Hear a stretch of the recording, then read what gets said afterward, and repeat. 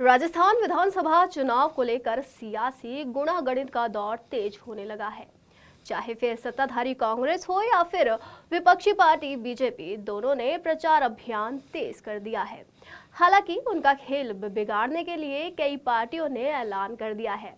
जानिए कौन कौन से दल इस बार दावेदारी का दांव चल रहे हैं।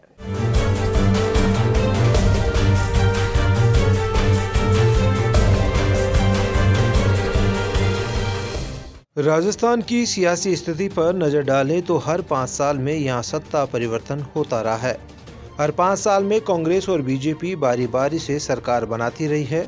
हालांकि दो राजनीतिक रंगों के प्रभुत्व वाले इस राज्य में इस बार क्या सियासी समीकरण बदलने जा रहे हैं, ये सवाल इसलिए उठे हैं क्योंकि अरविंद केजरीवाल की आम आदमी पार्टी समेत 3 दलों ने राज्य की सभी 200 सीटों पर आगामी विधानसभा चुनाव लड़ने का ऐलान किया है। इनमें आप के अलावा आरएलपी और बीएसपी शामिल हैं। वहीं ओवैसी जैसे राजनीतिक खिलाड़ी और जननायक जनता पार्टी यानी जेजेपी जैसी पार्टियों ने भी आगामी चुनाव को दिलचस्प बनाते हुए मैदान में कूदने की घोषणा की है। ऐसे में संयुक्त विपक्ष का गठबंधन INDIA है, जो राजस्थान में राजनीतिक समीकरणों को अलग बनाने के लिए पूरी तरह तैयार है।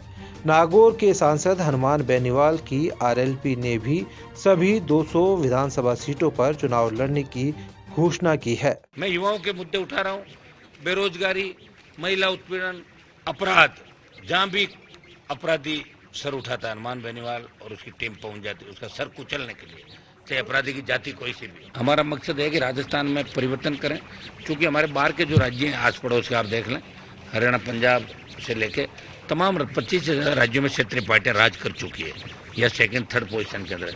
आगे राजस्थान के गीत गाए जाते हैं, वीरों की धरती, सूरों की धरती, तो वीरता कब आएगी? ये बच्चे हैं, नौजवान ही बदलाव करेंगे। इन्होंने ठान लिया कि अब हम नई ताकत खड़ी करेंगे राजस्थान के अंदर। और चूंकि पहली पार्टी बनाने का सौभाग्य मुझे मिला, पार्टी बना के दिल्ली जाने का सौभाग्य मुझे मिला, तब कई लोग ये कहते थे ये तो मोदी गोदी में बैठ गया। जब किसान तकलीफ में आया तो जय जवान जय किसान के नारे के साथ बनी आरएलपी के सांसद ने मोदी की सत्ता को ठोकर मार के इस NH 8 को जाम किया और किसान बिल वापस करवाए। और अग्निपथ में जब सेना को ठेके पे दिया तो देश का एक सांसद जिसने अग्निपथ का विरोध किया और जोधपुर में 2 लाख जवानों की रैली करके ये संदेश दिया कि देश के जवान किसान तकलीफ होंगे, उस समय हनुमान बेनीवाल सत्ता छोड़ के कभी भी सड़क पे आ सकता है। और ये छात्र संघ अगर संकट पे आगे, छात्र संघ और विश्वविद्यालयों की स्वायत्ता पे अगर कोई उंगली उठाएगा तो उसमें आरएलपी पार्टी हनुमान बेनीवाल हमेशा अपने छोटे भाइयों के साथ, इनके सम्मान में, इनको आगे बढ़ाने के लिए छात्र संघों के माध्यम से इनको लोकतांत्रिक व्यवस्था की पहली सीढ़ी को समाप्त नहीं होने देगा। राजनीतिक विश्लेषकों का कहना है कि बीजेपी में मनमुटाव गहरा रहा है। कांग्रेस भी अपने संकट से गुजर रही है। ऐसे में आम आदमी पार्टी राज्य में पैठ बना सकती है। ओवैसी मुस्लिम वोटों को पार्टी से छीनकर कांग्रेस को भी नुकसान पहुंचा सकते हैं, जिससे परोक्ष रूप से बीजेपी को भी मदद मिल सकती है। राज्य में छोटे राजनीतिक दलों की पैठ को देखते हुए इस बार का विधानसभा चुनाव अब भारत के इस राज्य में 2 दलों के लिए राजनीतिक गतिशीलता नहीं रह गया है। 1993 से यहाँ एक बार भाजपा व एक बार कांग्रेस की सरकारें बनती रही है। पिछले विधानसभा चुनाव में हनुमान बेनीवाल ने राष्ट्रीय लोकतांत्रिक पार्टी बनाकर 58 सीटों पर चुनाव लड़ा था, लेकिन उन्हें 3 सीट पर 2.4% वोट मिले थे। इसी तरह भाजपा से बगावत कर घनश्याम तिवारी ने भी भारत वाहिनी पार्टी के नाम से राजस्थान में 63 विधानसभा सीटों पर अपने उम्मीदवार उतारे थे, मगर तिवारी सहित सभी की जमानत जब्त हो गई थी। पिछले विधानसभा चुनाव में आम आदमी पार्टी ने भी जोर शोर से चुनाव लड़ा था, लेकिन उसका भी कोई उम्मीदवार 1000 वोटों की संख्या पार नहीं कर पाया था। पिछले विधानसभा चुनाव में बसपा के 6 विधायक जीते थे, लेकिन इसे बसपा का दुर्भाग्य ही कहेंगे कि हर बार की तरह ही इस बार भी यह दल बदल कर कांग्रेसी हो गए।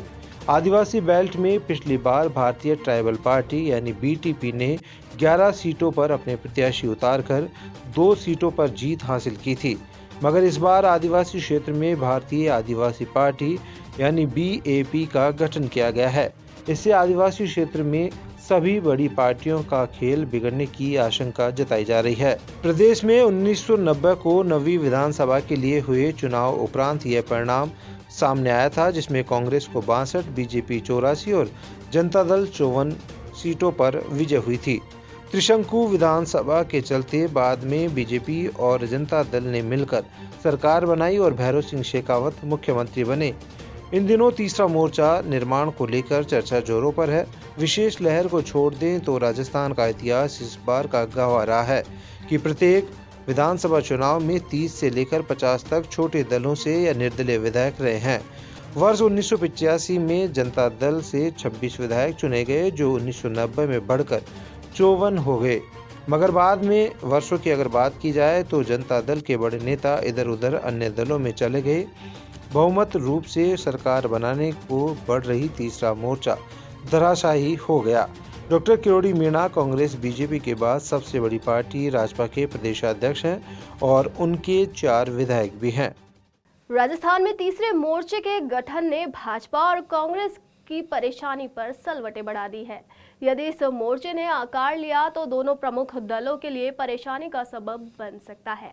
श्रीगंगानगर और हनुमानगढ़ क्षेत्र में जमींदारा पार्टी का अपना वजूद है। राष्ट्रीय लोकदल इनके साथ मिलने से किसान वर्ग भी तीसरे मोर्चे की तरफ आकर्षित होगा।